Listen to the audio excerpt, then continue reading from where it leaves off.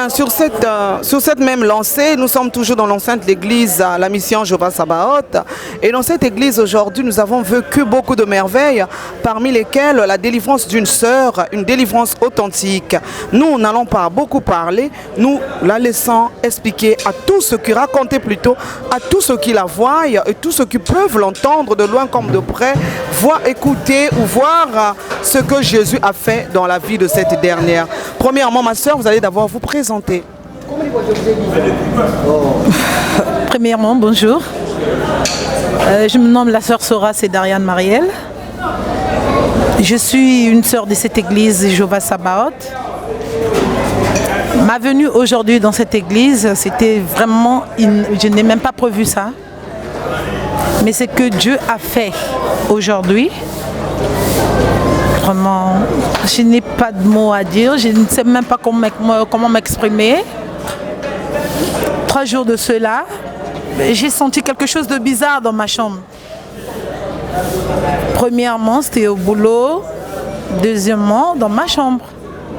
Et hier soir la nuit, ça faisait, je ne sais pas, 4 heures, quelque chose de 4 heures. J'ai senti qu'il y avait quelque chose dans ma chambre. Et lorsque je suis sortie dans ma chambre, j'ai essayé de me lever de mon lit pour suivre ce truc-là. Qu'est-ce que c'était? J'ai essayé de me lever, je n'ai pas pu. Je sortais une forte lourdeur sur moi que je ne pouvais même pas me lever de mon lit. J'ai dit au nom de mon prophète Gaël Bossé, je veux quitter ce lit et suivre ce truc-là. Et je ne sais pas, ce courage-là m'est quitté de où. Je me suis levée et je suis allée jusqu'à la porte principale. Je suis allée jusqu'à la porte principale et j'ai senti que la porte était ouverte. J'ai pris peur, j'ai appelé mon père. Mon père m'a demandé qu'est-ce qui ne va pas. J'ai dit papa, il y a quelque chose qui ne va pas dans ma chambre, je ne sais pas ce qu'il y a, mais il m'a dit que tu dois appeler ton prophète. J'ai dit que je n'ai plus son numéro. Il m'a dit aujourd'hui c'est samedi, demain tu dois te rendre à l'église. J'ai dit papa, peu importe le prix, je m'y rendrai à l'église. Peu importe la diversité, je serai à l'église. Papa m'a dit que si j'avais le temps ou la possibilité, j'allais t'accompagner. Mais tu dois aller à l'église. J'ai dit d'accord papa, j'irai à l'église. Et ce matin, dès que je me suis levée, c'est la fille à ma petite soeur, Teresa, qui est venue, tata, achète-moi le yaourt. J'ai dit, je n'ai pas de pièce là où je suis. Attends que je puisse me laver, je finis de me laver et puis j'irai dehors pour te chercher le yaourt. Elle a refusé, elle s'est mise à pleurer, elle a pleuré. Je ne me suis même pas lavée, je suis rentrée dans la chambre. Et en entrant dans ma chambre, j'ai vu quelque chose qui m'a fait vraiment... Quelque chose qui est passé devant moi. J'ai dit, mais Seigneur, qu'est-ce qui ne va pas? C'est quelque chose qui roule dans ma chambre. Aussitôt je suis sortie, j'ai appelé mon père. Papa, regarde ce qui ne va pas. Papa m'a dit, tu dois aller à l'église. J'ai dit, mais je voulais prendre quelque chose dans mon sac. Teresa cherche le yaourt. Papa m'a dit, moi je vais aller acheter le yaourt pour Teresa. Toi, va te laver. Je suis allée me laver. Excusez-moi, j'ai oublié quelque chose en détail. Le vendredi, en sortant de mon boulot pour aller chercher quelque chose à manger, mes frères et sœurs, j'ai failli à la mort. En fait, on a failli me heurter parce que quoi? Je n'ai même pas vu venir la voiture. C'est une dame qui est sortie de nulle part qui m'a tiré. Mais tu ne vois pas que tu es au goudron, il faut regarder. J'ai dit merci maman. Et le conducteur qui conduisait la voiture qui est sorti, et il me dit mais qu'est-ce qui ne va pas madame? Ce que vous avez dit, vous avez raison. Oui, le papa est authentique. On a déjà capturé son esprit. On a déjà mis dans le cercueil. C'est l'enveloppe qui est là. Voilà pourquoi là, si la voiture la heure directement au mort, c'est fini.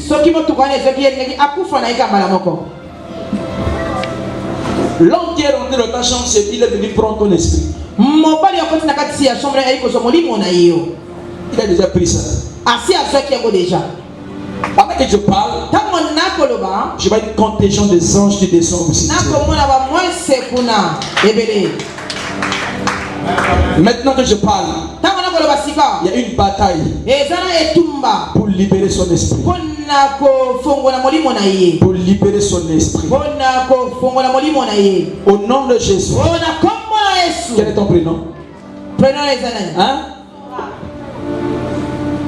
Sora, là où tu es, ce n'est pas ton temps, ce n'est pas ton heure. Satan, tu as menti. Esprit de mort, tu as menti. Au nom de Jésus-Christ, sors.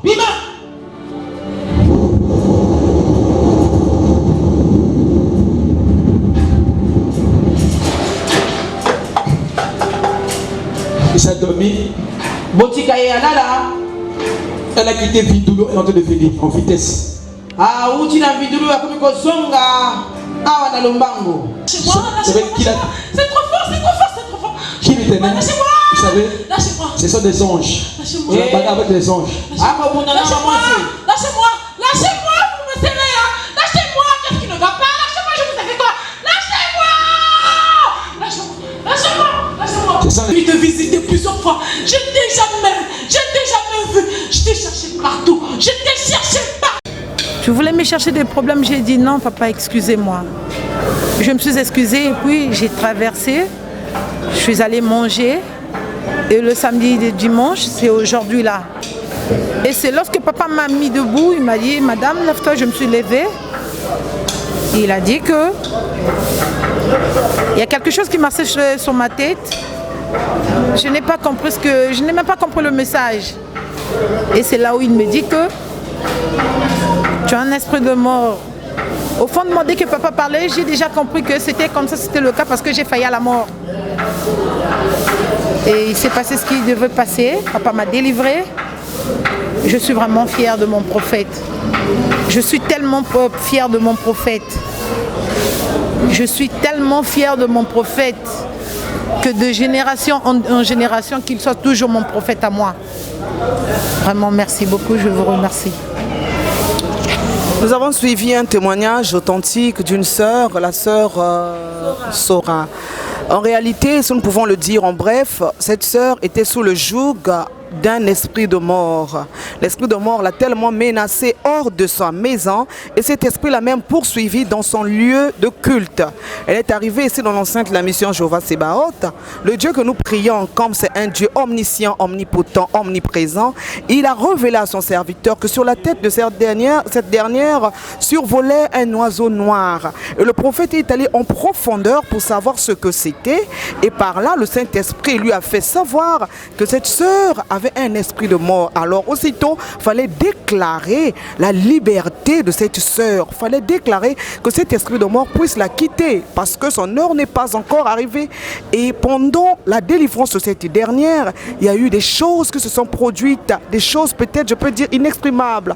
Il y a des esprits qui ont parlé en elle. Et l'homme de Dieu, sachant qu'il a reçu le pouvoir de marcher sur toute la puissance de l'ennemi, cet homme a ordonné à cet esprit de ne plus jamais avoir accès dans ce corps ou bien dans ce corps et sur ce corps. Et cet homme de Dieu également a immobilisé cet esprit par des paroles. Or il est écrit, l'Éternel est derrière la parole de ses serviteurs pour les accomplir. Nous ne pouvons que dire merci à ce Christ qui s'est élevé à la croix pour emmener vers le Père tout homme de toute nature, homme de toute tribu, pour que ces hommes-là soient sauvés par son sang. Nous disons merci à Christ, que le Christ continue à utiliser puissamment ses serviteurs. Merci.